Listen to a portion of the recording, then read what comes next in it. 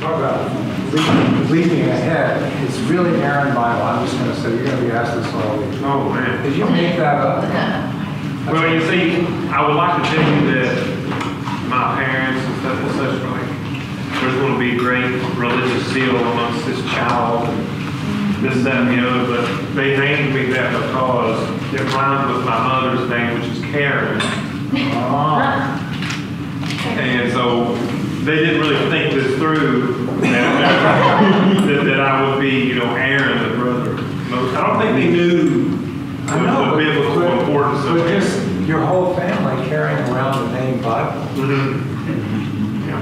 In fact, I've never heard that before. It's fairly prevalent in Tennessee, in East Tennessee. I don't know if Chris and down toward Chattanooga, any Bible down there.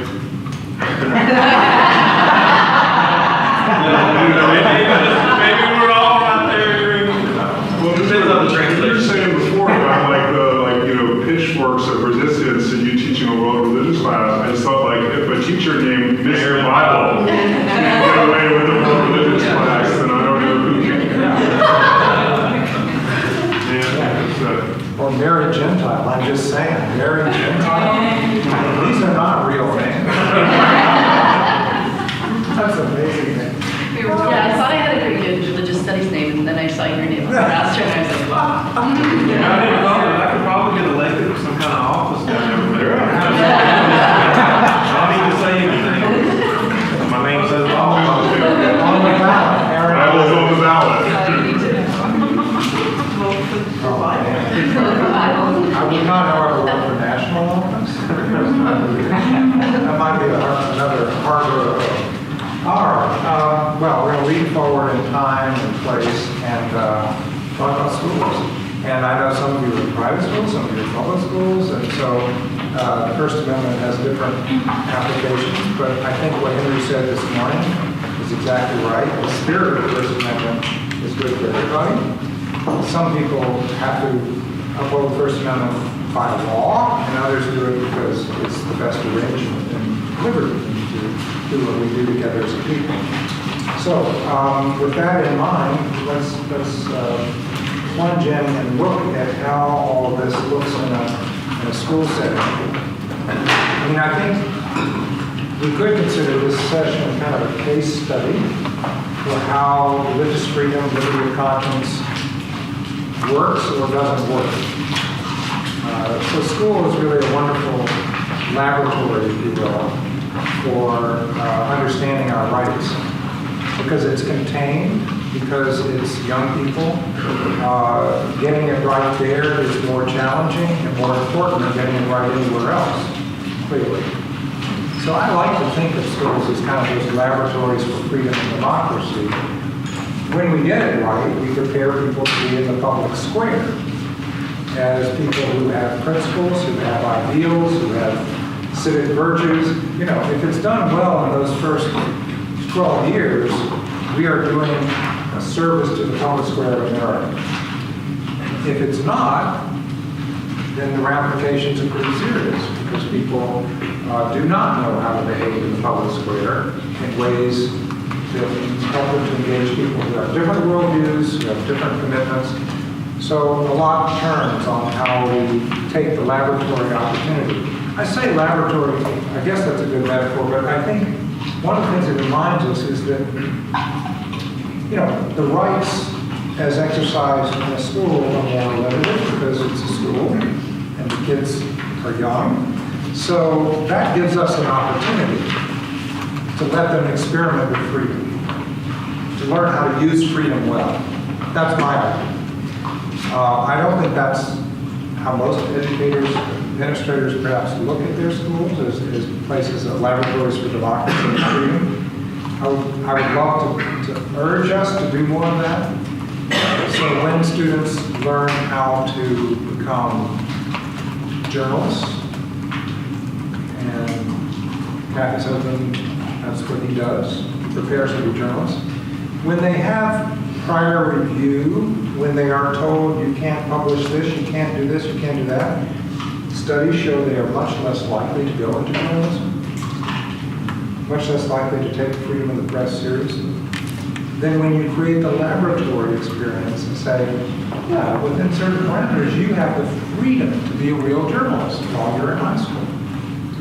And it's that kind of opportunity. So giving students that chance to experience freedom in that setting where it's contained, but it's also an opportunity to be free. Speech, religious freedom. Now, a lot of reaction to students' religious freedom and free speech is, first of all, I hear a lot, they don't have those rights when they're in school, which is really an odd idea, because if they're inalienable rights, what does that mean? It means that as long as they're human beings, they have these rights. Now, I know some of you may not think they're human beings yet, but they are. They're human beings. So they have these rights by birthright. So the idea that students have or don't have First Amendment rights is a false question. You could ask the question, how far can they exercise their inalienable rights to free speech, free press, religious freedom in a school setting? That's a legitimate question, and we should talk about where to draw those lines, which is what we're going to do. However, they have the rights. That's not up for debate. The Supreme Court has affirmed that, and we know that. The question is, how far can they exercise it? My argument is, to the extent we can protect their rights to practice their freedoms responsibly, we help the country. So that's my core argument. Not accepted by a lot of school administrators, but nevertheless.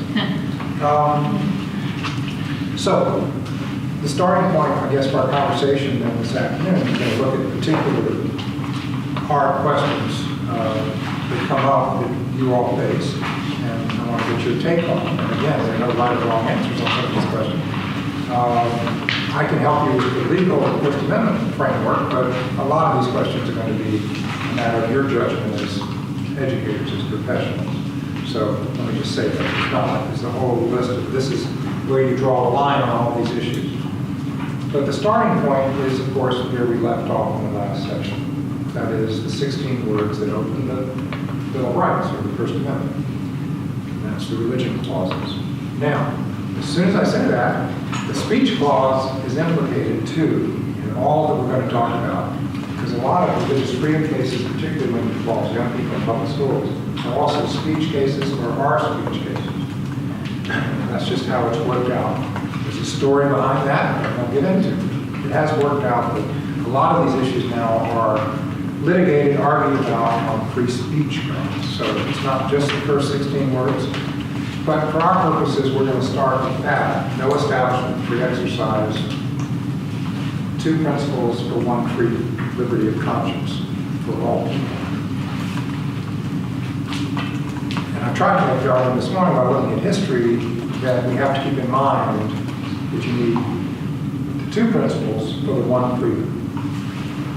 These days you have people in the United States emphasizing one or the other. The Establishment Clause gets so much attention that sometimes people forget about the Free Exercise Clause and vice versa. Depends on where you're coming from. Generally on the left, the Establishment Clause is very important, writ large. Separation of church and state. Generally, many on the right, the Free Exercise Clause is the important principle in the First Amendment. And sometimes people put them at war with one another. I think there are tensions, and we can talk about that. But in my view, they should work together to protect liberty of conscience for all people. So let me turn it to you here at the beginning as we think about this, and ask you what you think the First Amendment should look like in a school. And public school required to look like, but what do you think the First Amendment freedom,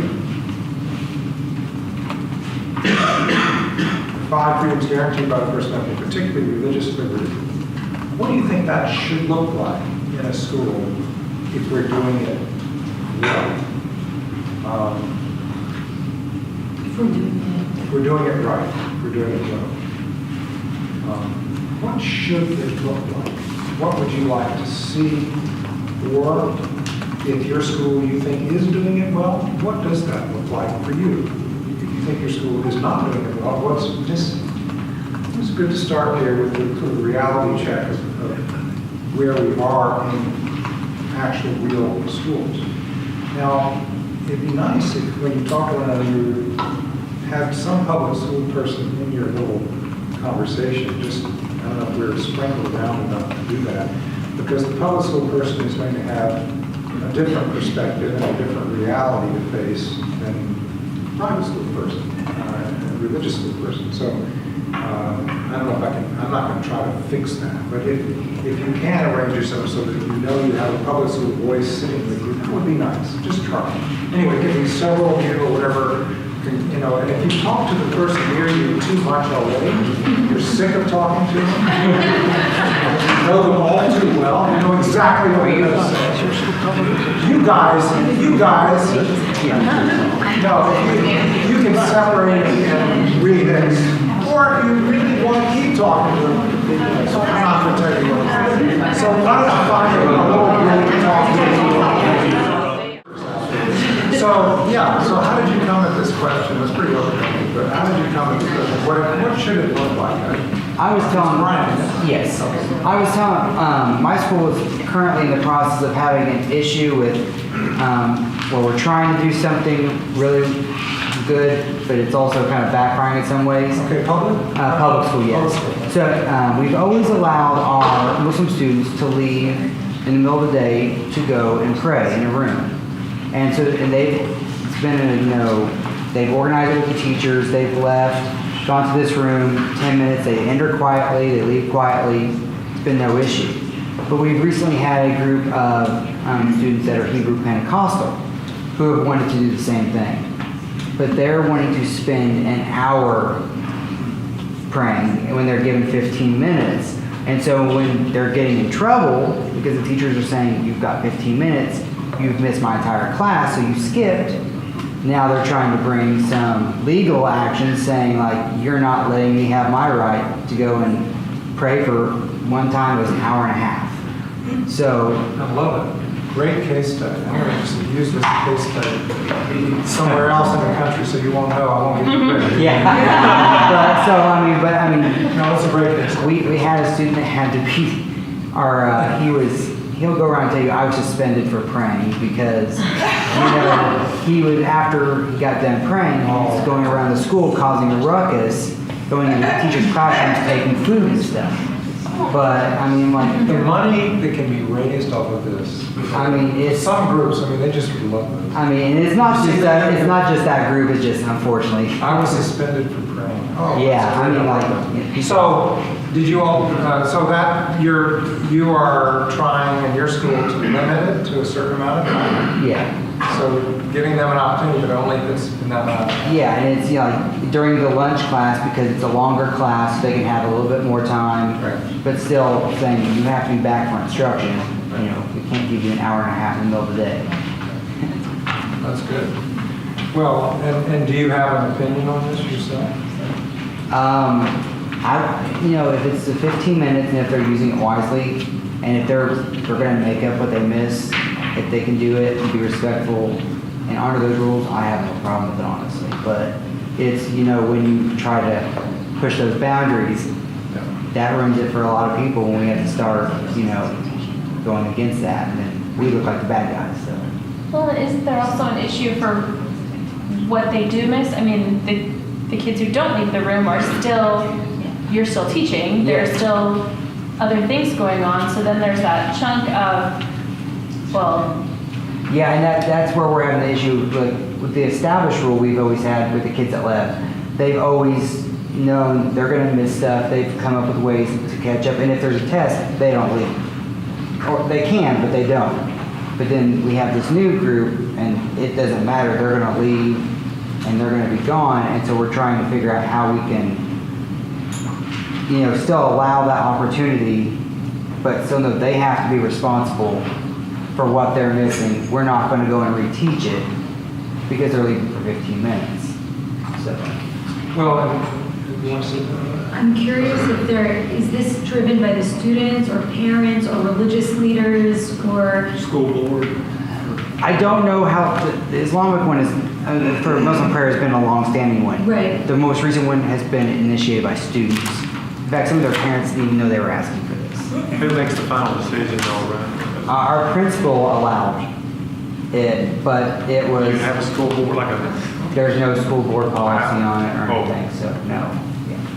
Which, just on that point that Aaron's raising, I mean, if districts that don't have good policies on this are opening themselves up to conflict and law litigation, disaster. After 30 years of dealing with this, I've mediated a lot of fights in local communities over the years. And the schools that do the best are those that have good policies, A, and B, people know about the policy and know how to implement it. A and B are not always there in place. You sometimes have a policy nobody knows about. But a good school district policy will have policies about prayer, student clubs, distribution of literature, all these things. Then you are, if an issue comes up, you're much better protected.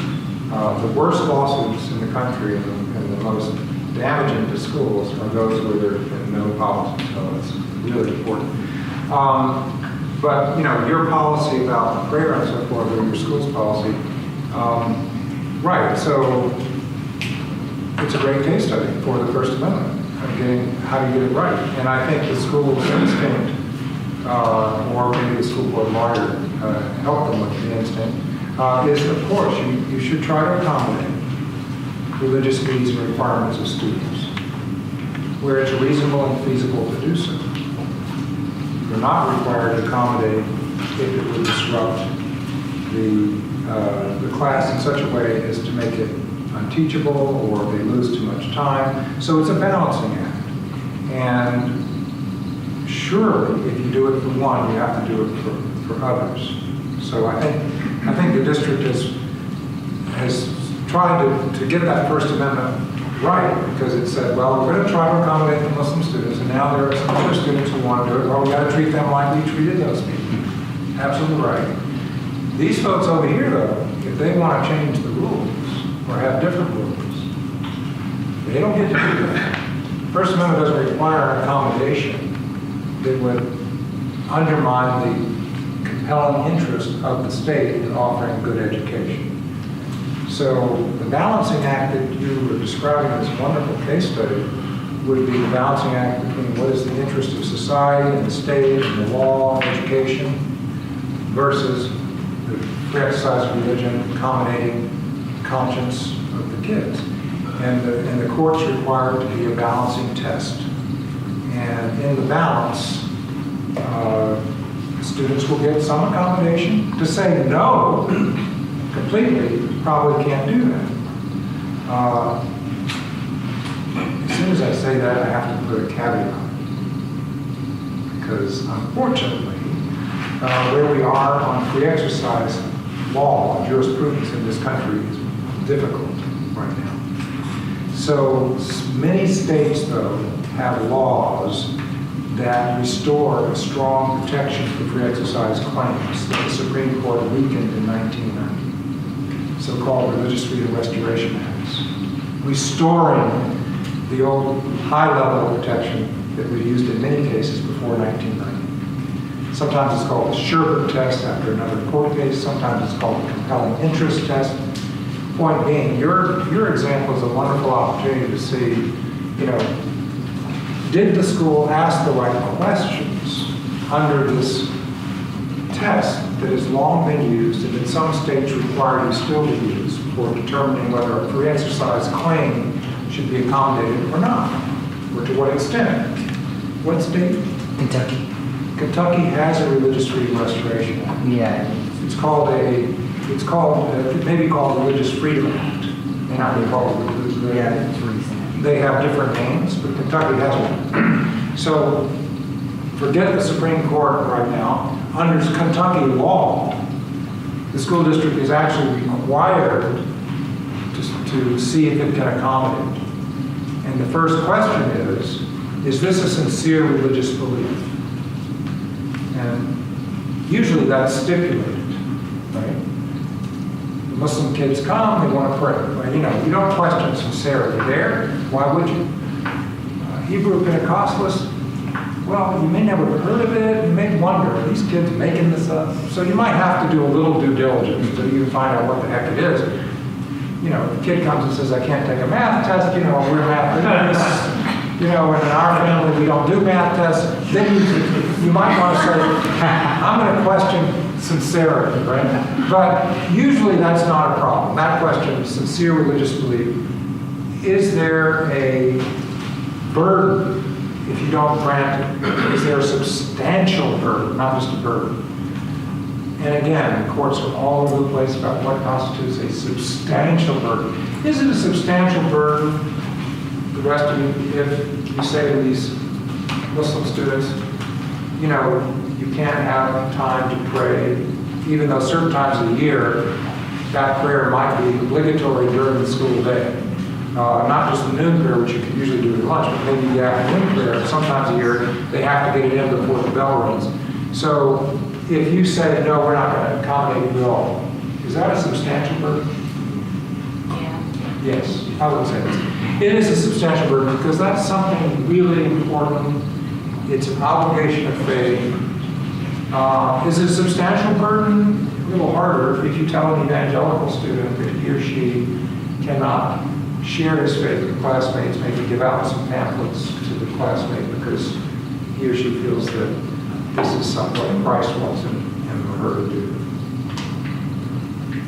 I guess at what time would be appropriate to bring in a local religious leader to, I guess, kind of mitigate the burden of all these students? Like, do you need an hour and a half? Maybe the religious leader could kind of come up with a compromise that they understand. That's a good question, except that you have to be a little cautious. I think for informational purposes to ask religious leaders, schools is probably wise, but the challenge there is that in the United States, you can be a religion of one.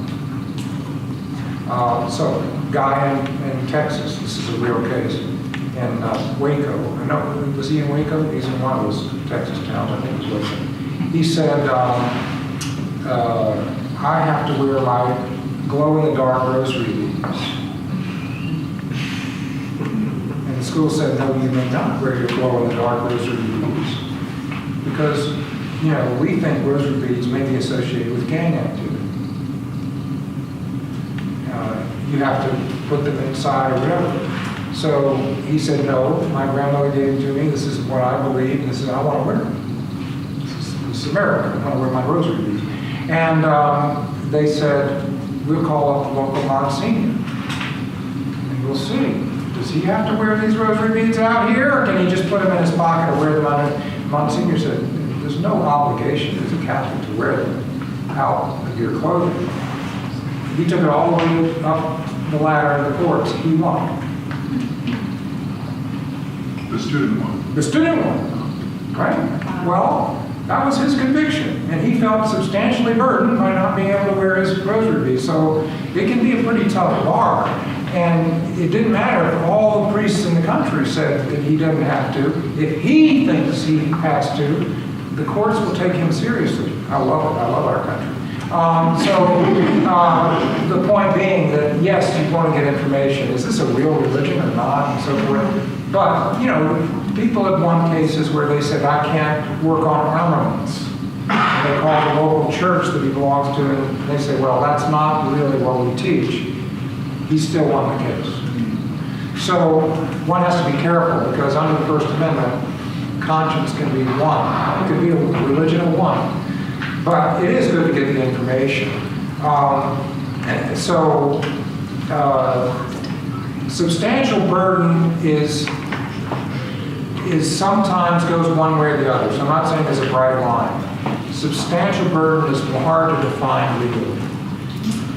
But we haven't even gotten to the hard part. The hard part is if you have a sincere religious belief, both of these groups of students, you have a substantial burden, and you don't want to argue with that. Let's just say you don't want to, just assume that to have the second group, it's a substantial burden if you say no. I'm not sure it is, but you don't want to argue. Okay, it is. So the question then goes to the school district or to the government, which is a harder question, and that is, what is your compelling interest in saying no? Yeah. I felt that the certain districts have policies around the amount of the amount of time of academic instruction that kids need to be in the classroom, and I thought that that's something that. Yeah, because the 15 minutes still allows, because our days are longer, but if you go longer than that, you're going to be going. And wouldn't that be? That's a very, very important point. So that would be a compelling state interest. Our law, Your Honor, requires this much time in the classroom. We have a compelling interest in teaching Johnny and Sally to read and to do math and to learn science. It serves the state. Schools like have a whole lot of compelling state interest. A lot of them, right? Health of the kids, safety. Let's say a kid falls off the plane with the jungle gym. Do they still have jungle gym? You know what I'm saying? The jungle gym, right? Well, we had a jungle gym. I'm old. So say a kid falls off the jungle gym. And the kid is, and he's there on the ground. And the kid's a Christian Science kid. You know the kid's a Christian Science kid. You know the kid has a thing, you can't have medical care. You know that violates his, and what are you going to do? The kid's there bleeding. What are you going to do? What are you going to do? Call a practitioner. Yeah, no, you're going to call 911. No, don't do that. Don't call the practitioner because then you'll get sued for allowing the kid to bleed.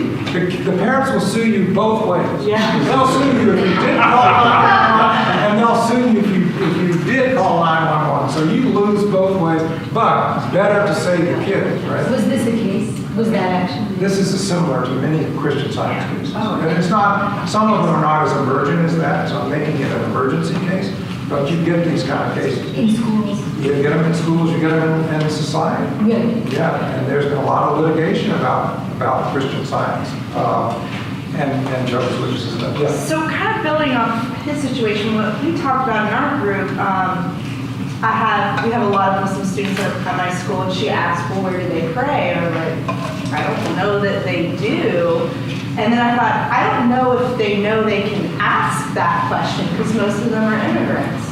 And so, I want to sit here and text my principal and be like, where do they go to pray? But I don't, at what point is it our obligation as educators to help students advocate for themselves and tell them this is a question that your rights as a being here, you're allowed to ask. I don't even know if they know that they can. I think it's good for the school district to have a general climate where you inform parents that we in this school district protect First Amendment rights of kids as far as we can. Kids are allowed to bring up any issues they have for religious needs and accommodation, and to the degree we can, we will try to honor those. I think that's wonderful to send that home to all parents to inform, not getting specific. After that, the onus would be on them. Okay. Right? Because if you single out, then it's a slippery slope, because then parents will want you to, my kid can't eat hot dogs. So when you have hot dogs in the line, will you just go there and make sure he doesn't take a hot dog? Yeah. They will, right? Or Jehovah's Witnesses are actually very, very good about this. They will give you teachers in places where they will usually come in and give you a book. And it'll tell you, we don't do birthdays, we don't do celebrations, we don't do this. And you know when the accommodations, and they know the law, so they're not asking for accommodations that are probably going to put you on the spot. They're ones that are easily granted. You don't have to be in the birthday party, you go to the library and so forth and so on. But most groups don't do that. So you're absolutely right. Sometimes people don't know. They might get accommodated if they ask. So I think the general invitation, some schools won't do this because they don't want to hear from their people. But if the school really wants to be First Amendment friendly, I would say, they should let everybody know in the community we're a school where we can, we try to accommodate the religious needs and requirements of students. We're very interested to know if there's something that we can do. But we're not the religion police. Okay. They don't say that. But they're not. Because if the kid goes and takes the hot dog, that's not up to you. If the kid takes off her hijab in school, and you know that the parents want her to wear it, that's not for you. You're not supposed to say, hey, put that back on. If you get into that business, then you are the religion police, and that's pretty murky waters. You don't want to go there. Right? But I want to finish the questions there, and then because that's great, because that adds on to, and I'm going to blank again. Huh? Man. I can't read, and Henry doesn't provide 10 That's okay, cards. Henry is too cheap to provide 10 cards. Huh? Yeah. Yes, fans with no 10 cards. How about a fan with a name on it?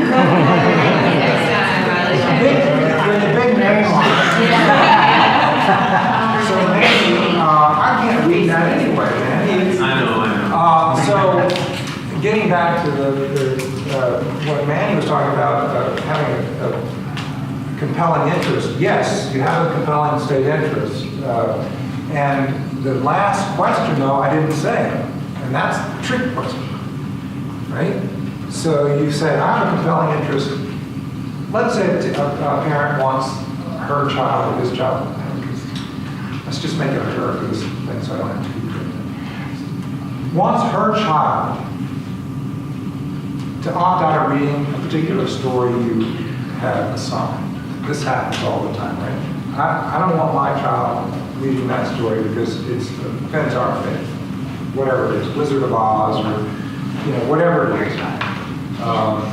Wizard of Oz. Harry Potter. Wizard of Oz on the list. Harry Potter could be. So the teacher is assigned some reading that deeply offends this family, and they say, I don't want my child reading Twilight.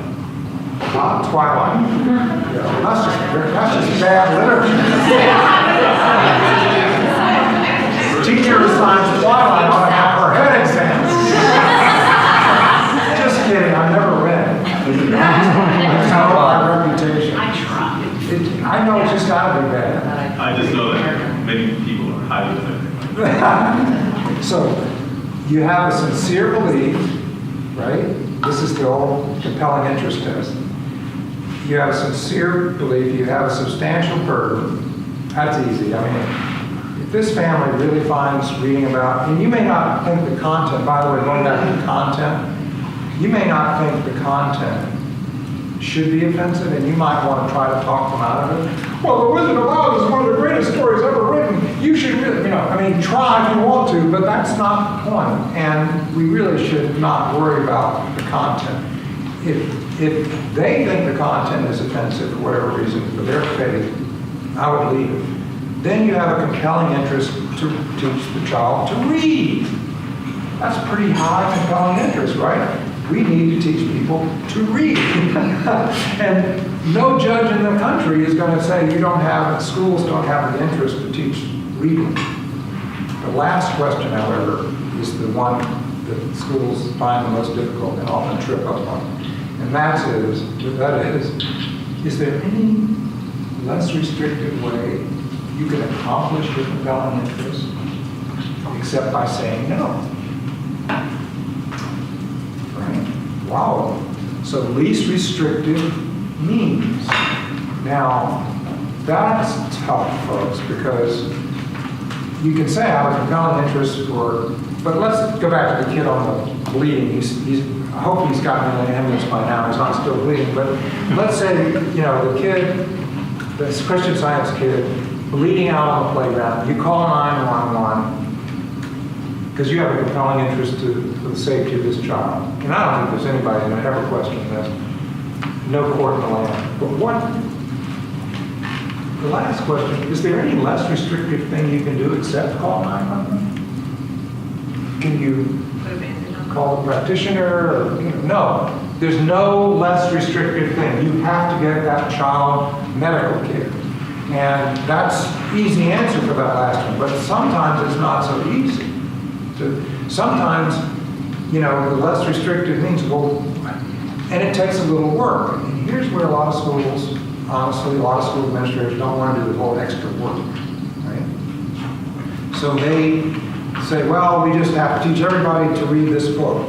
You may have a compelling interest to teach Johnny to read, but you may not have a compelling interest to teach Johnny to read that book, right? You can choose an alternate book, and Johnny will still learn to read. And what a country.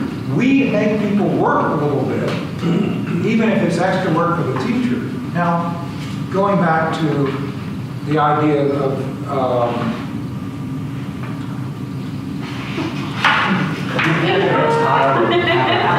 Oh, sorry, Abra. thank you.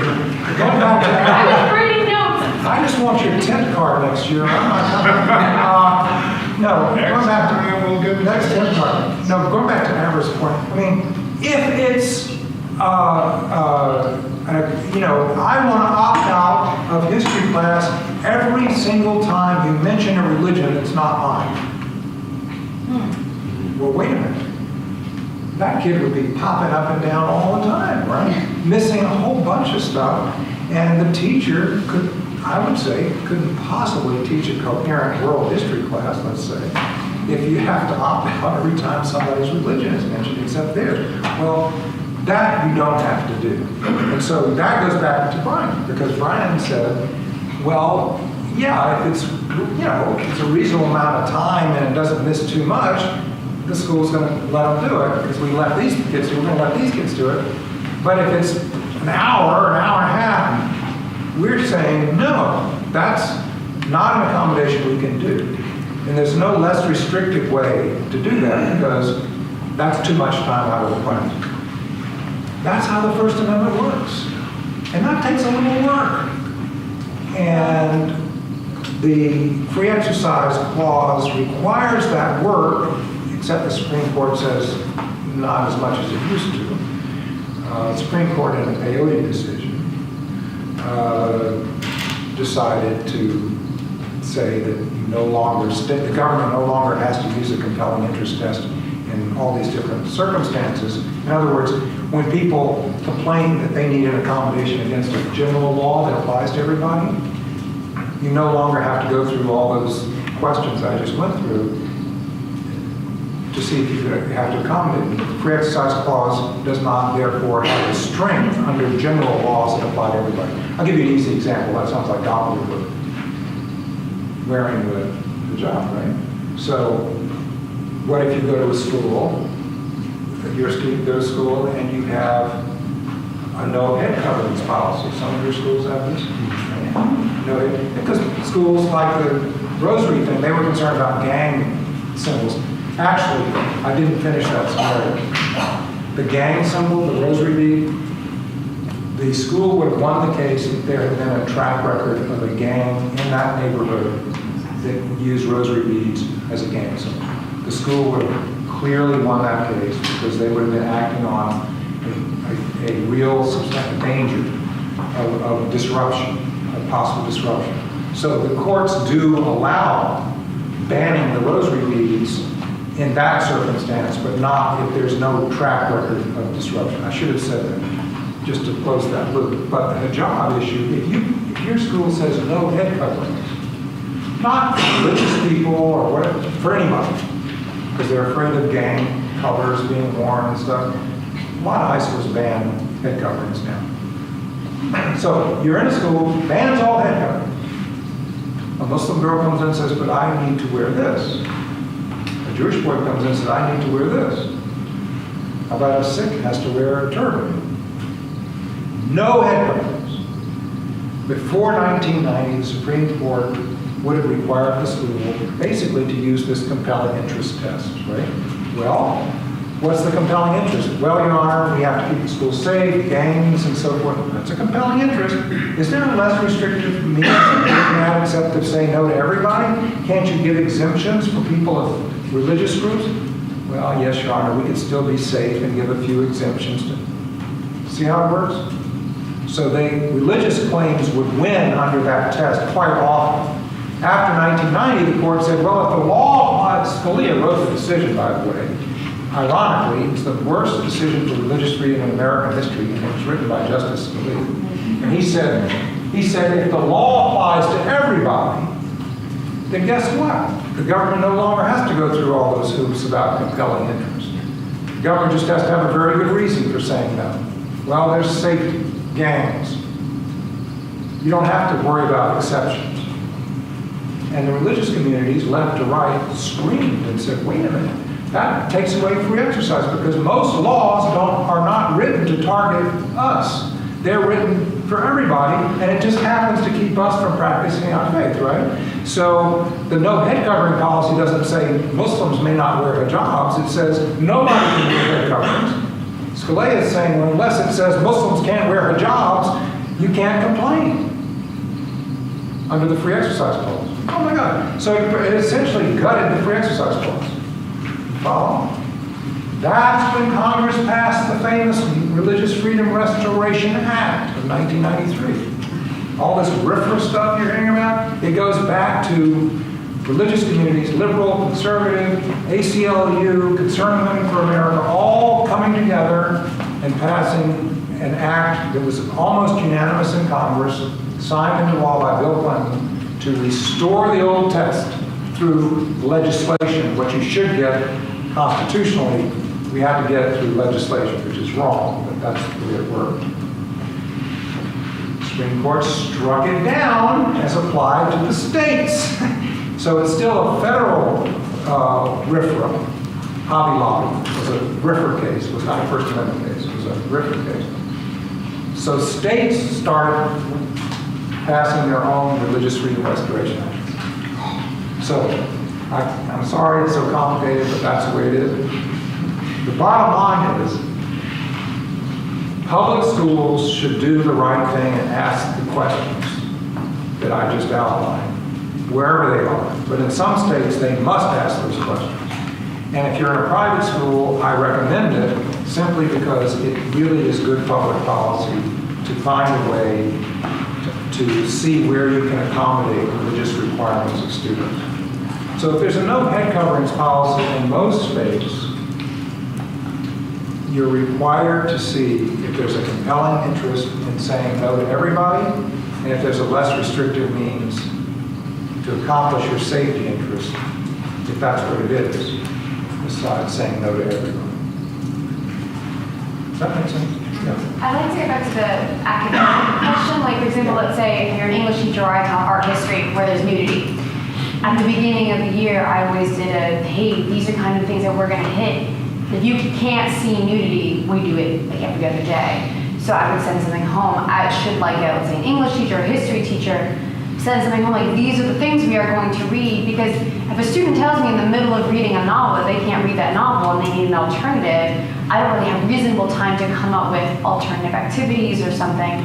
So I guess what would be the best way to accommodate while not making it crazy for me and making it accessible to the student to provide that accommodation for a novel or a unit?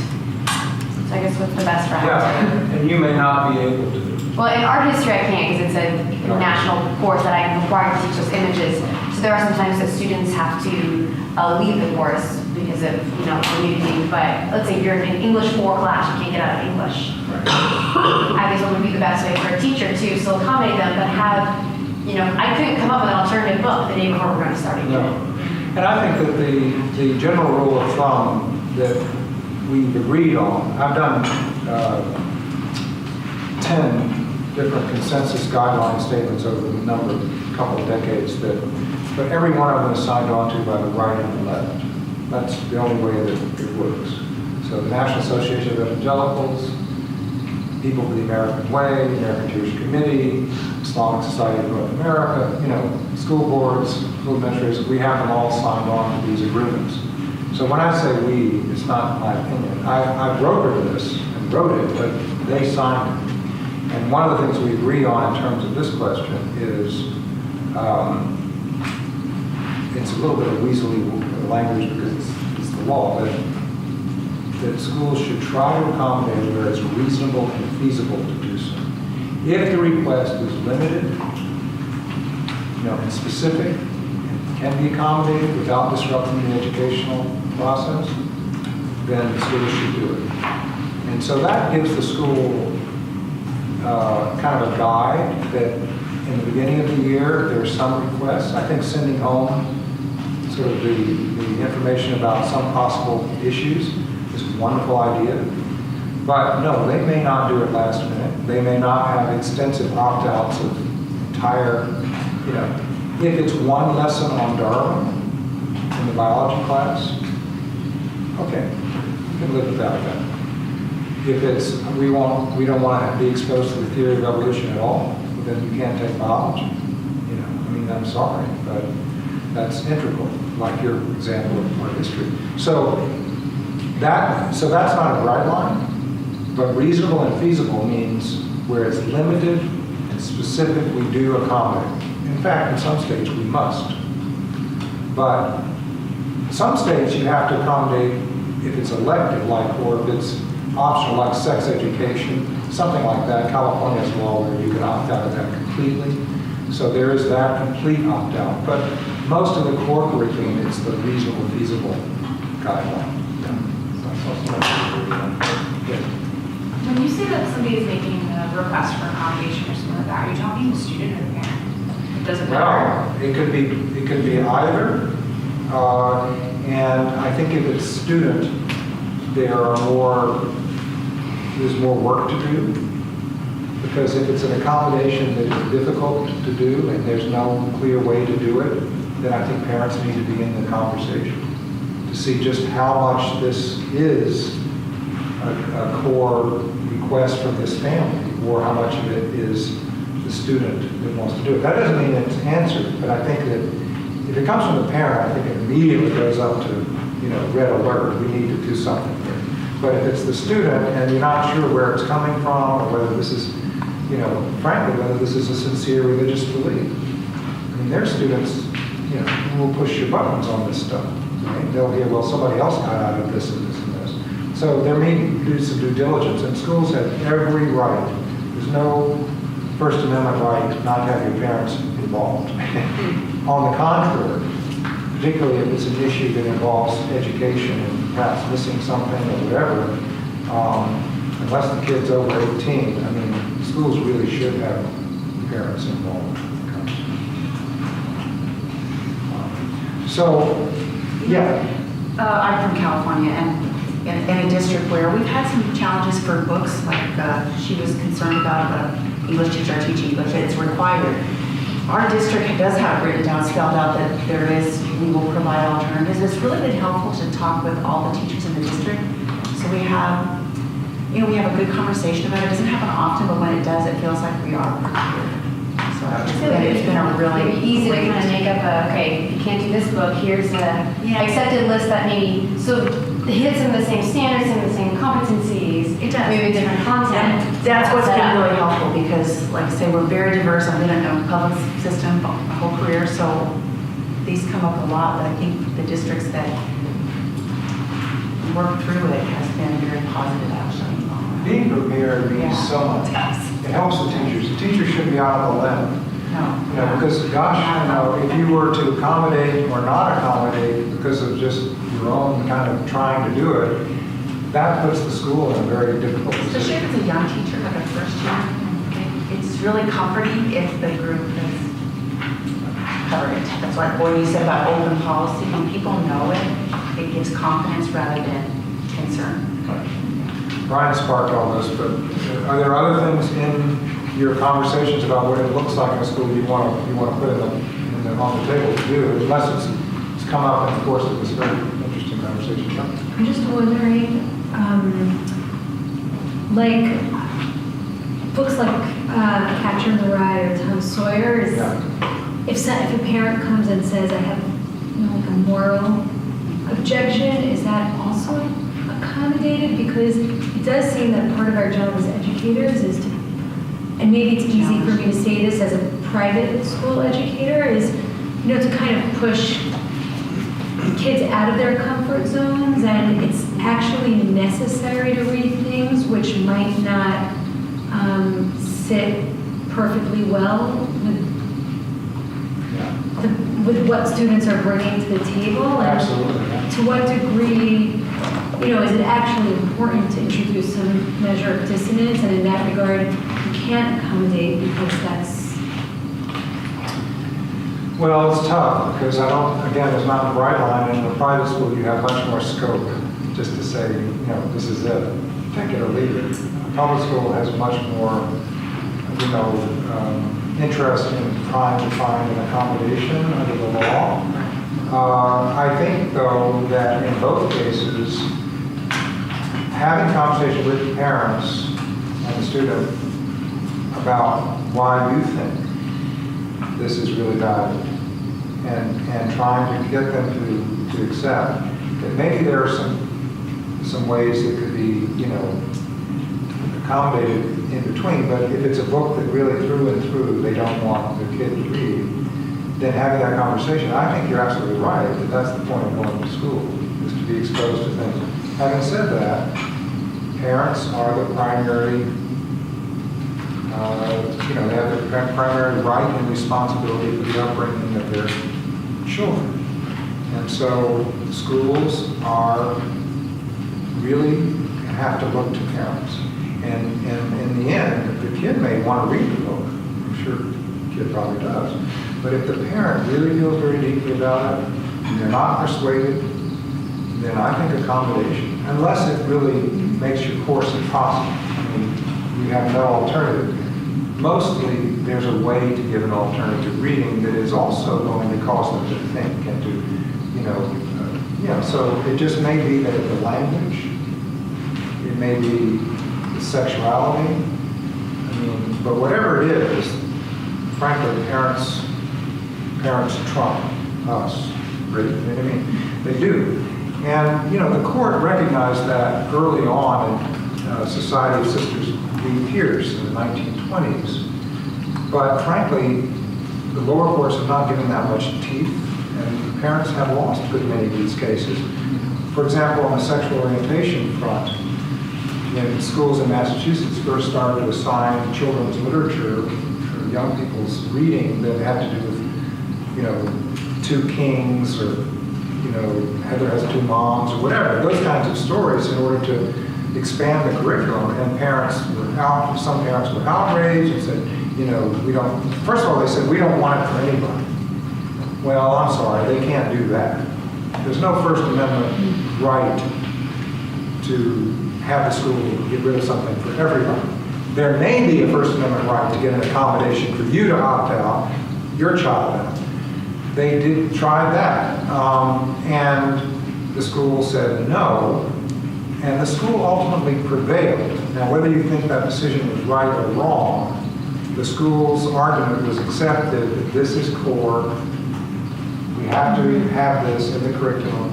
So there may be core things that you simply say, well, I'm sorry, this is really not an alternative. This is why you come to this school. Most private schools are probably not going to say that to their constituents. They're going to find a way, but because they want to keep their constituents. But so it's partly your relations with your parents, where you are on that. But yeah, parents. Here's in Society versus Sisters. Well, just to say what that was. I think it was the state of Oregon said kids must go to public school. They may not go to a religious private school. Because we have a compelling interest to teach them to be, American citizens. And, we don't want them going to Catholic schools. Because that's the Antichrist. And we also don't want teachers teaching in schools wearing nuns' hats. And we don't want, there's a lot of things they didn't want. And a lot of states passed such laws in those days against Catholics. And it went all the way up to the Supreme Court, and the Supreme Court said no.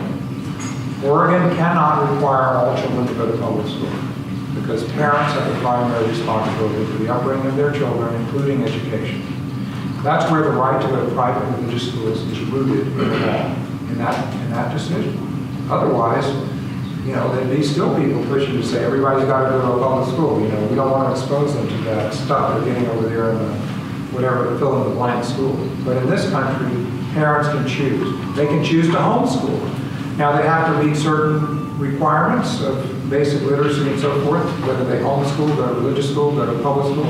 But, so the state does have that interest, but we give people the option in this country to choose what kind of education their kids get.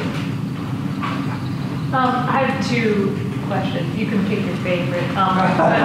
First, so I teach at one of those Antichrist schools.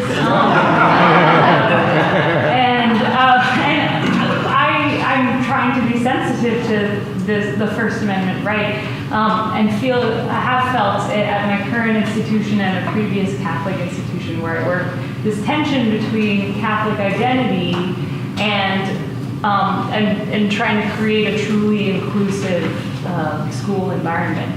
What often ends up happening is this sort of weird, watered-down Catholic identity where nobody's happy. It's not Catholic enough for the Catholics, and it's not inclusive enough for people who aren't Catholic.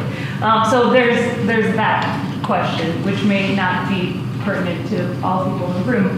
The other question was about religious holidays.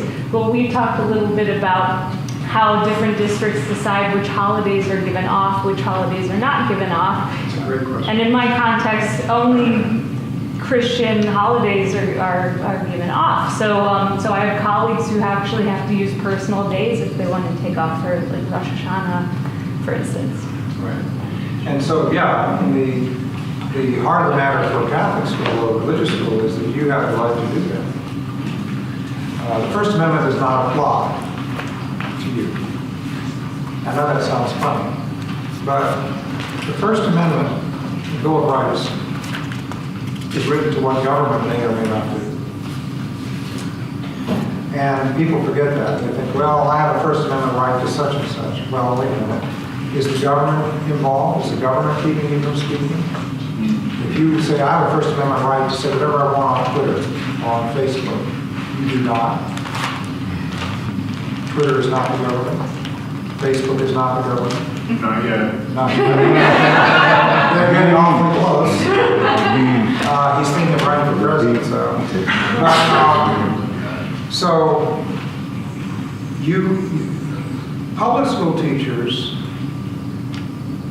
when you arrive every day to school, you can just envision that you're putting on your First Amendment hat. Just envision you're putting on your First Amendment hat. You are representing the First Amendment, or the Constitution, be the people if you want. You're representing the Bill of Rights. You are no longer individual citizen.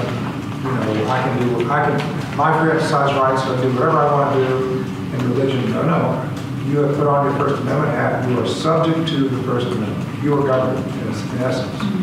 So, private religious school, you have no First Amendment hat to wear. You don't have to put that on. You go in and you're free. So, there may be civil rights laws. There may be things in your school mission that somebody gets upset and point to, and then say, you're not living up to. So there are other ways in which people might come at the Catholic school and say, you're not living up to this, and this. So I'm not saying there's no restriction, but in terms of the First Amendment, you're not subject to it. So if you don't want to give off in the school calendar other religious holidays, you don't have to do it. If you want to do it because you really want to be fair and you have a lot of teachers from other traditions or students from other traditions, good for you. If you don't, you can't get sued. You can cause bad will. Most Catholic schools now want to be inclusive. They want to build their student bodies. They don't want to lose students, and a lot of Catholic schools don't have a lot of Catholics anymore anyway. Catholic schools in New York and Washington have closed down and become public schools. I think we have 11 in Washington that have converted from Catholic schools to public schools because they couldn't afford to stay open. New York, a lot of Catholic schools have become public schools. And when you do that, Catholic identity, it's gone, right? Now, some of the culture can stay, some of the values obviously are shared, civic values are same, but it can't be explicitly religious once it becomes a public school. But while it's a Catholic school, free to be as Catholic as you want to be.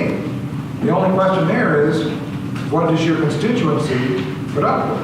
If they don't like it, then they will vote with their feet, right? But if they want this kind of education and they value it, you know, you can have as much Catholic, explicitly Catholic culture as you want to have.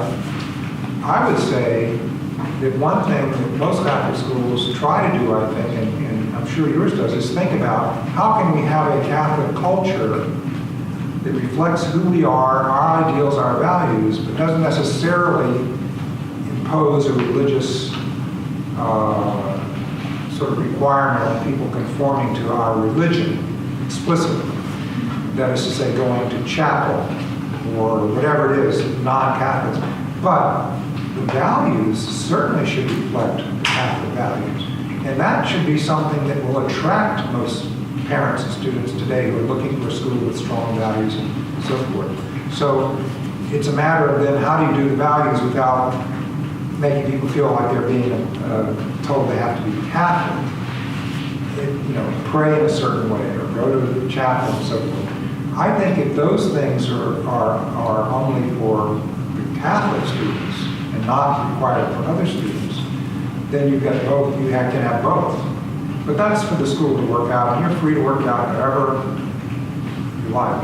Public schools are under this religious holidays nightmare because public schools are being blindsided by the fact that we're no longer the same country we used to be. And, you know, we're now just not any longer able to say, well, everybody has the same holidays and so forth. Christians don't worry too much about this, not Orthodox Christians, because they have different holidays, but Protestants and Catholics don't worry too much about it, because guess what? Particularly Protestants. Accommodation for Protestants was baked into public education, right? They founded them. They got theirs in the beginning, so no school on Sunday, right? You know, and Christmas is a national holiday, so that's a twofer. We get our religious holiday and it's a national holiday, so you never take it away. Easter, well, we're going to make that spring break. Now that's been questioned and challenged, and there's some wins and losses in there, but many schools still do Easter and spring break simultaneously.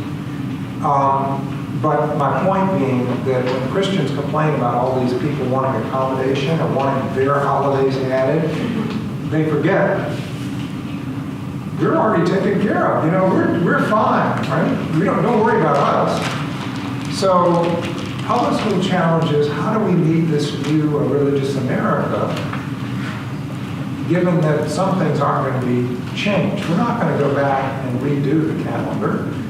Sundays and so forth and so on. That's not going to happen. So what do we do about people who have Saturday as their day of work, or about Friday afternoon? Or what are we going to do about how many school events or how many, some Orthodox Jewish kids can never participate in football?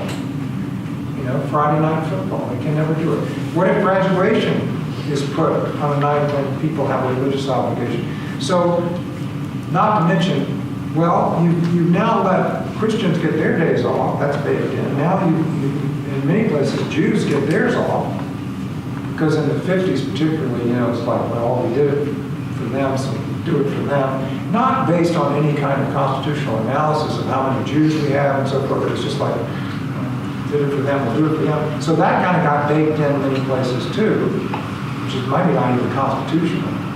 But now, other groups want to say, well, wait a minute, you have Yom Kippur as a school holiday, Christmas as a school holiday. What about Eid? What about, you know, Diwali? What about Chinese New Year, right? When is that? When are we going to get our turn? And so people are lining up, and schools are struggling now with how do we do the right thing and accommodate, but without opening the door so much that we end up having all these school days off. That's the challenge. Parents don't want that. I've got like a couple of, so my partner works at Brooklyn Children's Theater, and they got a grant from the Doris Duke Foundation to do plays with the idea of helping kids understand Muslim traditions. So one is actually about this, is about the campaign in public schools to get Eid, the holiday. I'm not sure it's that great as a piece of art, but it explains the campaign that was done. But the other one was they did a bunch of, one was an adaptation of an old folktale, Solomon and the Three Riddles, and it was being, first they performed after school for kids who signed up, no problem. Then they also have a program where they go into public schools and perform it. So she was at rehearsals and they're doing their, everything's ready to go. And they sent home a flyer, I think the day before the performance, and had a kid with a job and in the picture. And a dad comes in, it actually must have been 2 days, because he came in the first day and he said, "You're supporting illegal immigration. I don't want you to perform this show." They said, "There's nothing in the show about anybody being an immigrant." So he sort of, curses, went home, came back the next day, and he goes, "No, this is institutionalizing, it's against the Establishment Clause, because you're institutionalizing the Muslim religion."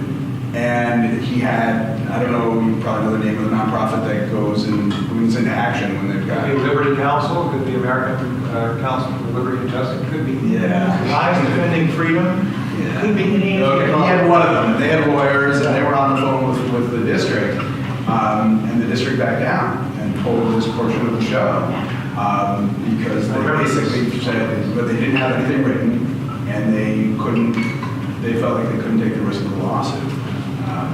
It's sad because, today a lot of schools feel so intimidated by the specter of the lawsuit, and there are lots of groups waiting on either side to sue, that they just, it's a chilling effect. They just don't do things because they're afraid, and it's expensive.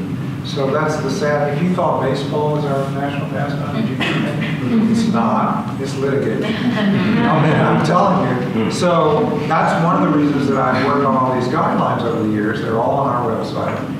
We got one on religious holidays, we have one on the Bible in public schools, we have one on student religious clubs, we have one on teaching about religions, we have one on, right and left to sign on, because frankly, unless you have this safe harbor, you don't really feel like you can do anything, you feel paralyzed. So I try to get as many groups on all sides to agree on the guidelines. It doesn't answer all the questions, but it's a good starting point. So we do have that resource. But yeah, there is this chilling effect now, and people are let me say something about the constitutionality about the religious holidays thing that is honored mostly in the breach, but I'm going to say it anyway. Public schools, I'm just going to say it in the harshest language possible, but it sounds like a school board attorney, but that's their job, by the way. If you are in a public school and you have a question about this, and your principal has a question, your superintendent, obviously call the school board attorney. The time to buy the fire engine is before the fire. Call the school board attorney. Because you never know. But the rule of thumb, though, for adding a holiday to the school calendar in public school for days off for everybody, this affects everybody. It's not just adding it for, showing that we respect all traditions. It's day off, right? The rule of thumb under the First Amendment, in my view, is you can only do that if you can show that you have a secular or civic purpose. And you have evidence that you're doing this for that purpose, educational purpose, if you want. So, for example, you have a large number of students, maybe and faculty or faculty of a particular religious tradition or community. You have a strong constitutional, civic, secular purpose, argument for saying we're going to close on this day. Absent that, in my view, if you're sued, you will lose. You will lose if you've not gone through that and shown. You can't just do it because, well, we did it for this group, so now we're going to do it for this group. No, you have to show that you have a good secular purpose. Yeah. Well, I'm thinking, my kids go to the New York City public schools, where I think last year was the first year that they added the 2 Eid holidays and the Lunar New Year. And also just, I mean, and I'm also thinking about school districts that give Jewish holidays, and I know for people who live around the country, there are plenty of schools that do not give even Jewish high holidays. And my understanding, I believe the language that was used in the town where I grew up was day of low attendance. And so I'm wondering, like, in terms of New York City too, is part of the idea that the secular and civic reason is that you're gonna have so many kids and teachers not present that it impacts learning? That's what it's supposed to be. Okay. Frankly, politics being what it is, there are districts that will close schools on some days because they feel political pressure, public pressure, not because they've done the work of, data collection. We close on Derby, so. On what? The Kentucky Derby. The whole Well, district that's closes. clearly a religious holiday. But it's for the low attendance reason. Right. Well, and I mean, I grew up in a town outside of Boston, but my dad worked in the city of Boston, and March 17th, they always have the day off because it's evacuation day. It's the day that the British left Boston. Coincidentally, also it's St. Patrick's Day. But Well, let me say that the school district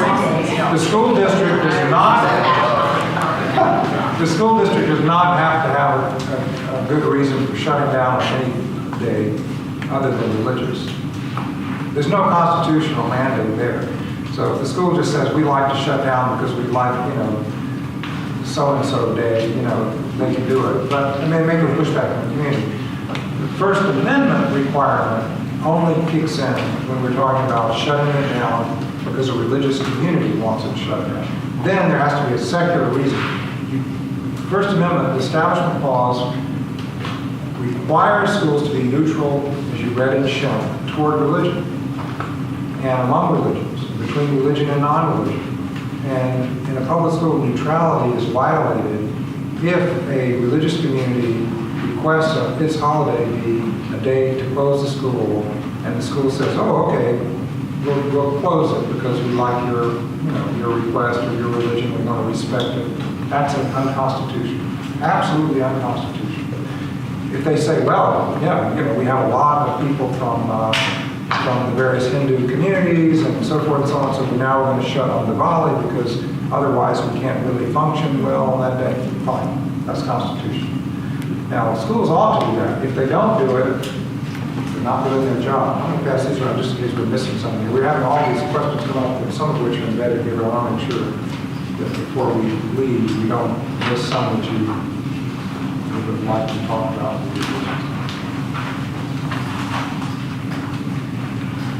These are some just case studies. We're already doing case studies, but just in case there's something you don't.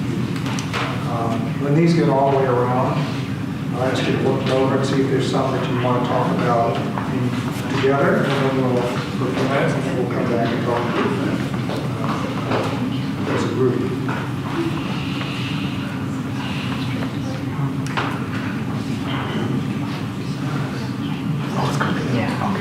It's coming around. We didn't talk much about the Establishment Clause because we got so deep into the exercise of accommodation, but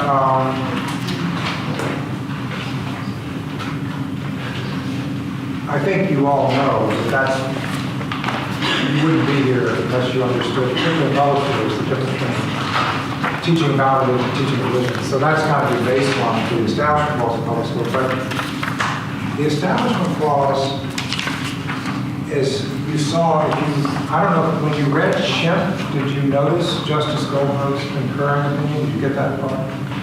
If you didn't, would you just make a note to yourself to read that? Justice Arthur Goldberg filed a concurring opinion in Schimpf, so you might have read the majority opinion and not read his. You made it through Justice Brennan's long concurrence. Goldberg's a draft. Enough of this. But in Justice Goldberg's concurring opinion, you will see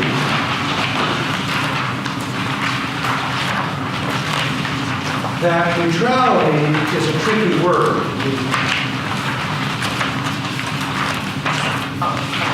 It's what they call in Texas a weasel word. because it can mean all kinds of things. And what Justice Goldberg is suggesting to us is, yes, under the Establishment Clause, it's properly the No Establishment Clause, but it's called the Establishment Clause. Under the Establishment Clause, public schools must be neutral toward religion. But neutrality is one of those words that can be used in so many different ways.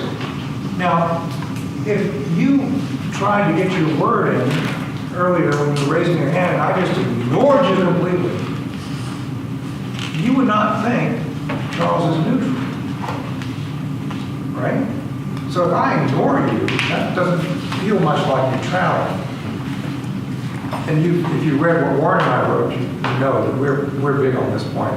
If you ignore religion, it hardly comes across as being neutral. The curriculum that for 12 years, the conventional wisdom is that you can learn everything you need to know about everything and learn nothing about religion, and that's neutrality, doesn't feel neutral to a lot of people when they see that. They say, well, wait a minute, we're left out. Well, that's too bad. We're just being neutral. Well, it's not neutral. So Goldberg, in his concurring opinion, is reminding us that neutrality is a tricky term, and he says, the government shouldn't ignore that a vast portion of our people believe in and worship God, and many of our legal, political, and personal values derive historically from religious teachings. Then he goes on to say, and I think this is really interesting, government must inevitably take cognizance of the existence of religion. And indeed, under certain circumstances, the First Amendment may require that it do so. This is where Warren and I sort of start to cheer, right? Now, our argument has not been accepted by the court, so I'm just saying. But I think Justice Goldberg is onto something. And here's what he says about that. And it seems clear to me from the opinions in the present and past cases that the court would recognize the propriety of providing military chaplains and of the teaching about religion as distinguished from the teaching of religion in the public schools. In other words, he's suggesting to us that neutrality, understood properly under the Establishment Clause, is, in a word we all learned in kindergarten, a matter of fairness. It doesn't mean ignore religion. It doesn't mean be silent about religion. That's hardly neutral or fair. It means taking religion, seriously. It means allowing those voices, those worldviews to be part of the mix when students are exposed to what history is and literature is and so forth. So as you can tell from our argument, we go beyond what many argue. Many argue it's enough to sprinkle religion in. And even that may not be required. It's just good education to sprinkle religion in. Our argument in it is sort of harder. We argue that if it isn't required by the First Amendment, perhaps it should be that religious ways of seeing are also given some place in the curriculum. People learn about them, not impose them, but learn about them.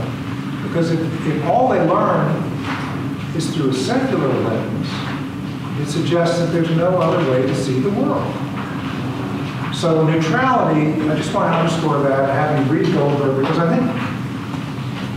think we need in our very multi-religious, multi-faith culture, our diverse culture, we need a neutrality that is fair to the different voices, that hears them, that allows them to be in the public square.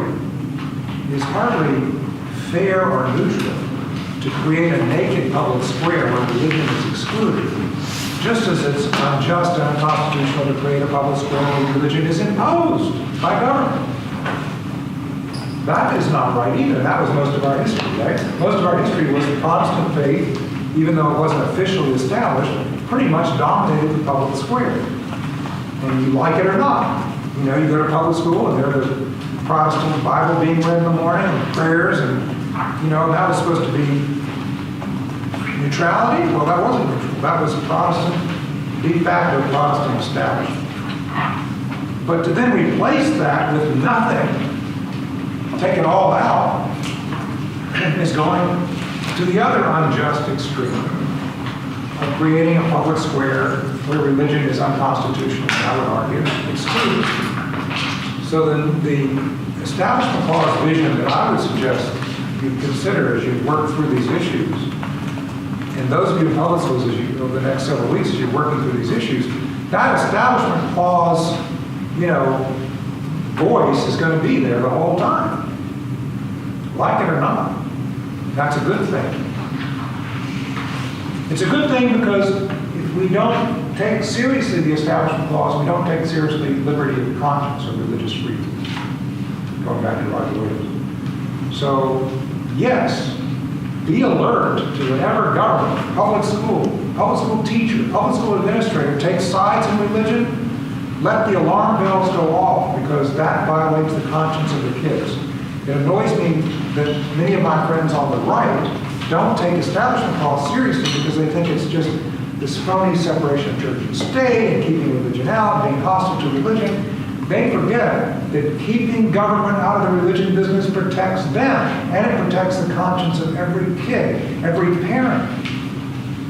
My God, that's what the whole thing's about. I mean, religion has thrived in this country because we have kept government, as much as possible, from being the religion people. This is not, the Church of England and the Queen is the head of the church. This is where we really take seriously that conscience is not protected unless we keep government out of the religion business. I know there are all kinds of gray areas about the Pledge of Allegiance and this and that, and Congress praying and all this. But I'll say this to public school people in the world. The one place where even a conservative court is going to take the no establishment principle seriously to protect religious freedom and conscience is the public school. Conservative justices and liberal justices over the course of our history, they may accommodate religion, congressional prayer, well, we're going to allow that because that was from the beginning. Under God, well, that's not really a prayer, it's kind of a tradition. They have all sorts of reasons they give for not being consistent on the Establishment Clause. But when they get to public schools, boom, they're more consistent than they are anywhere else. Why? Well, impressionable young people and a captive audience. Those two factors mean that the justices are concerned that government stay out of religion and taking sides in religion. That should extend to being hostile toward religion too, or being anti-religious. So often schools are more, and courts are more concerned about teachers when they promote religion than they are about when they attack religion. But they should be equally concerned about both. So that's the Establishment Clause. So we don't have much time, but is there anything as you look on here that, this is not a fair question, because there's a lot here. And I just want to make sure, and so this happens every time I do this. Henry's going, what? You didn't get to the case? We have a lot of other rich case We have a lot studies. of people were in their groups, and you had to get up and stop them. It was such a good conversation. So it's not my fault. No. But man, again, the whole next 3 weeks, I'm not the constitutional expert that Charles is, but I'm happy to be like the voice of the Establishment Clause for the next few weeks. We're going to do 3 whole weeks about the classroom teaching of religion, or teaching about religion. So the fact that we spent a good chunk of time on those accommodation issues that are so relevant to school culture, that's the stuff that I really don't know nearly as well as you do. So I'm thrilled that we all right. But anyway, these case studies are more specifically about, how these issues play out in teaching. Yeah, and we can't really unpack all this stuff today, but so, we do, so in the last 10 or 15 minutes, if there's some burning issue and that's helpful, Henry, that's right, you are going to spend a lot of time on this stuff. So that means if you do this again, you'll still invite me back, despite the fact that I didn't get to the case studies. It's not my fault. I always feel a little bit like, oh my God, I just got here, these are great people, they're so bright, so interesting, and now I have to leave. It's really unfair. Well, if the NEH shares it, hopefully you'll religious freedom, the Newseum can do your We'll do own. our own next summer, that's right. We'll do our own. Maybe you can invite me for like one day and I'll have the friends. So I think ours is going to be built on, I think our proposal, if I remember, it's been so long since we submitted it, is going to be built on working with our deepest differences curriculum that I did years ago. So we're going to do, just spend a lot of time on, the different lessons in that. So, yes. I think it's down to the first one. You may. I mean, it seems, well, certainly, I think it oversteps the boundary of fairness to say that, to basically, to not say the Jewish tradition says that, but to say that, to present Abraham as if he were a completely historical character, and then to present God as a historical character, who said to do that, as if we have, So that seems to me to be, that he's overstepped, the teacher's overstepped the bounds. And a good way to avoid that, and I'm sure you all will be talking a lot about this, in my little shorthand, I started out as a social studies teacher, believe it or not, in one incarnation. I was in this body, but it was earlier in my life. And I looked a lot better. Oh, man. But anyway, I started out as a social studies teacher, and one way to think about it is to always get in the habit of teaching through attribution. So many of you already have that habit. But it's easier to slip into this kind of language when it's one's own faith or faith we know a lot about or something close to home. So I always use attribution whenever it is, whatever the tradition is. So, and I never say, Jews believe or according to the Hebrew scripture. Many Jews believe. So I also kind of make sure that I don't suggest that this is, everybody agrees on this. I do think according to the Hebrew scriptures is right. That's what I was thinking. According to the Hebrew scriptures, according to the New Testament.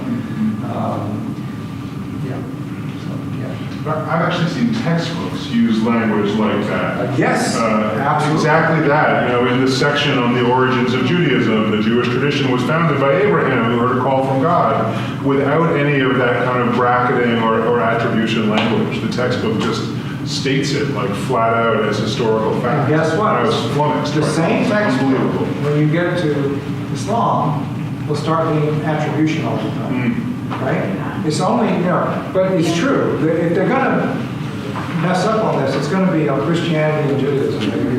So it depends on the religion. Some religions get more attribution than others.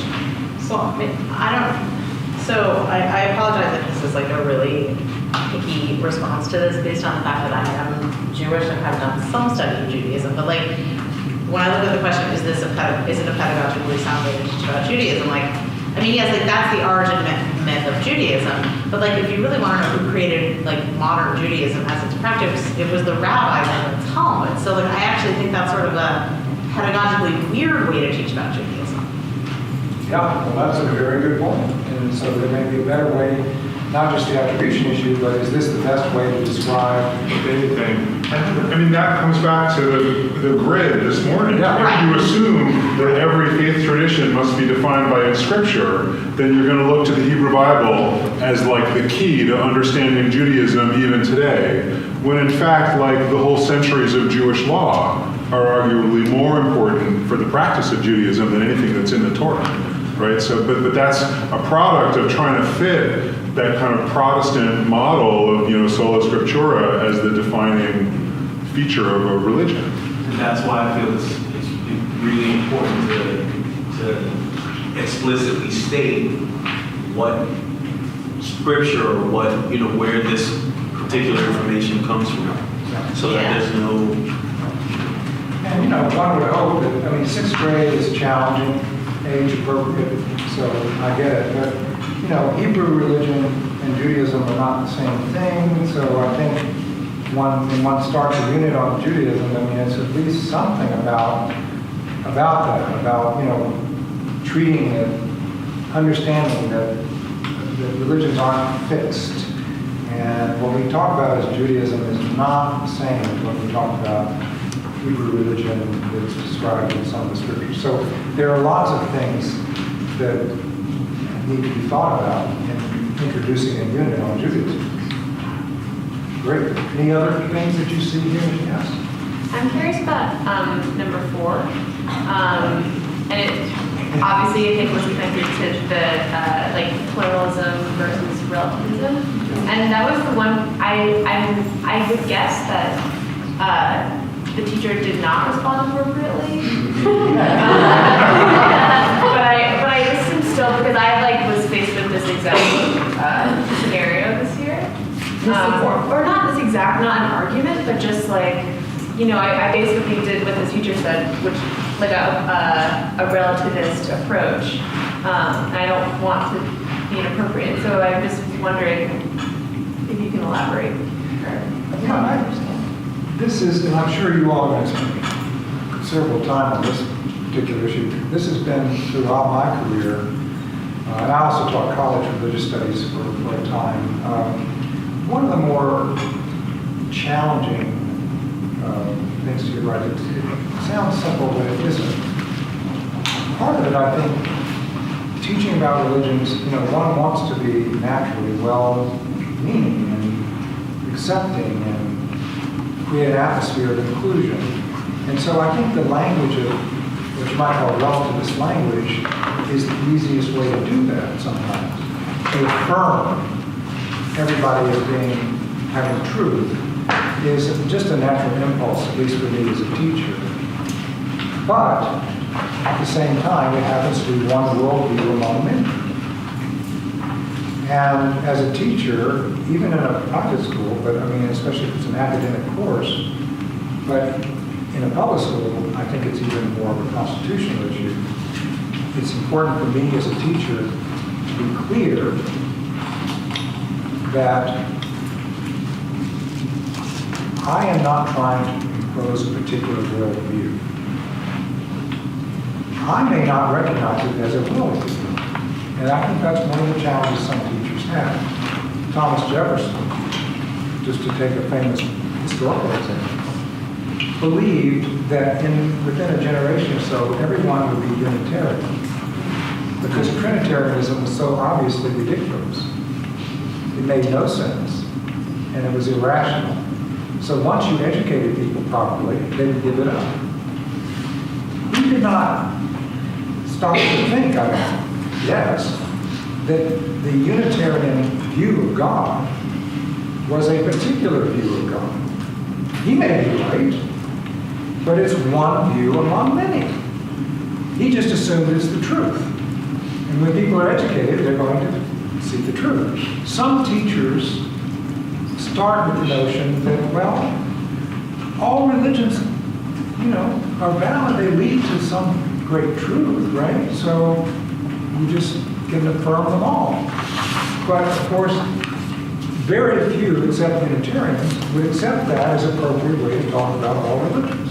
Unitarians would say there's no place they're leading, there's just no place. There's no place to go, right? So, but there are some Hindus feel comfortable with this language, not all, but some do, because of course within Hinduism, some schools of Hinduism, there's no such thing as Hinduism, but it really isn't, but I'm going to use it for shorthand. Some schools of Hinduism, the notion that of course all of these different paths ultimately do lead to the truth. That actually happens to be Vedic truth, but that's kind of left out. But the point is that that language of all paths leading to the truth is comfortable for some traditions, deeply uncomfortable for others. In Islam and Judaism and Christianity, it is absolutely unacceptable language. So the challenge is to teach about it in a way that sounds compassionate and accepting of the different viewpoints without suggesting that it doesn't matter which one you believe because they're all wonderful, or they all lead to some great truth, and so forth. the more one goes in that direction, frankly, the worse it is pedagogically, but also the closer you get to violating the First Amendment. For me to actually stand up and say, it's not flagged, but if I were to stand up in a public school classroom and say, you know, it's wonderful, we have Buddhists, we have Hindus, we have Christians, and, you know, there's truth in all of them, and it all leads eventually to some great truth or something. That's unconstitutional. I mean, to say there's truth in all of them, probably not, because that's almost sort of not saying much. It's like saying there's something about everything that's true. But who am I to say? Is there truth in all of them? Well, what about, you know, is there truth in this group that I don't like and so forth? Then you're sort of stuck with saying, well, yes. You know, so that's best not to get into that language at all, much less get to the point where you're suggesting to students, like Eisenhower famously, I think, once said, he doesn't really care how you pray as long as you pray. You know, that's not only pablum, but if you oppose that view in a public school, it frankly is unconstitutional. I mean, it does matter how you pray to people in the different traditions. Some prayers are not genuine prayers. They're not authentic. They do not go to God or to the ultimate reality. And to say so, which is why I don't like public prayer myself, because I think it's absurd. There is no universal prayer that we can all just sort of agree is prayer. People pray in very different ways. Best to let each person get up and pray in their own distinct way, and pray in the first person if you're going to do public prayer, myself. But in public school, that's just a public policy option to debate. But in a public school, I don't think there's a debate that we should have. Teaching that all religions are either all false, you know, who believes this nonsense? And I know teachers who teach that way. I mean, fortunately, very few, especially when they talk about creationism. I know some teachers who simply say outright to students, and they want meaning, they're good science teachers, but they'll say, you believe that? That's just nonsense. That's just ridiculous. You know, you still believe that nonsense. Well, you know, I think that's just as unconstitutional as saying, well, creationism is true. It's revealed. It's what God, you know, that's unconstitutional too. Both of them. So getting a way to talk about different worldviews that's respectful, but also reminds students that truth claims are different in each case.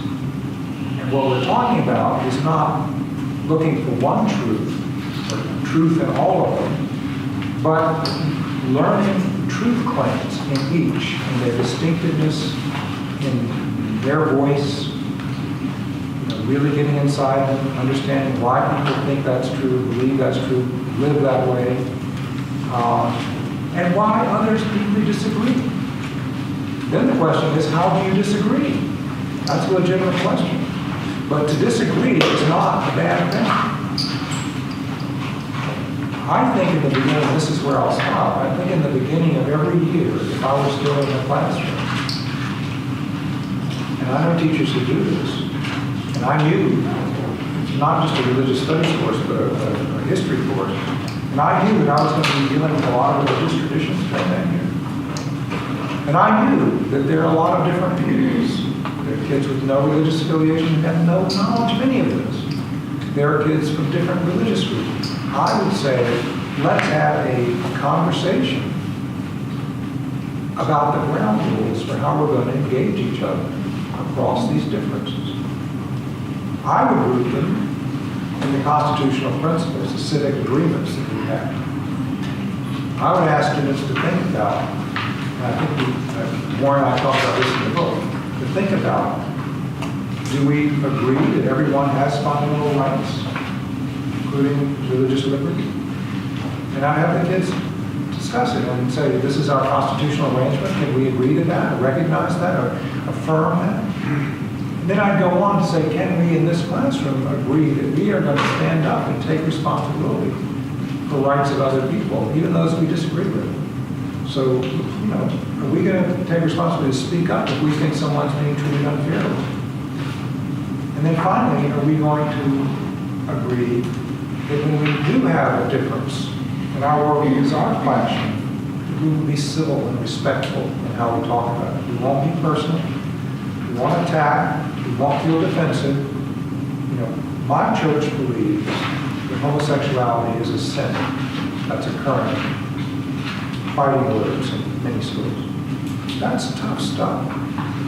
My church believes that if you don't believe in Jesus Christ, you are eternally damned. These are tough things. Some people today want to say, all of that we can't talk about. Just talk about the nice things, the good things, nice things about religion and all that. Well, we're not teaching about these traditions, and we're not teaching about what people really believe and experience in their lives. And we're also not giving students opportunity to learn how to use their voice respectfully. Is there a way to be respectful about my church or what my church believes about homosexuality without being ugly and hurtful? It's hard because some people say, even if I hear that, put in the nicest way, it's hurtful. But this is not a society that can work if we become the land of the easily offended. If we are not able to hear different views.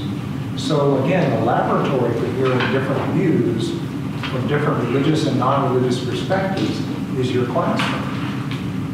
And I think getting students to that point in the beginning of the year where they understand the ground rules so well and they've agreed to them, that when this comes up, they are not going to fly off the handle, they're not going to get angry, they're not going to immediately say, you can't say that, or that, you know, that makes me mad. They're going to be, first of all, the speaker is going to think about how they're saying it, and secondly, the others are going to respond in a way that is civil.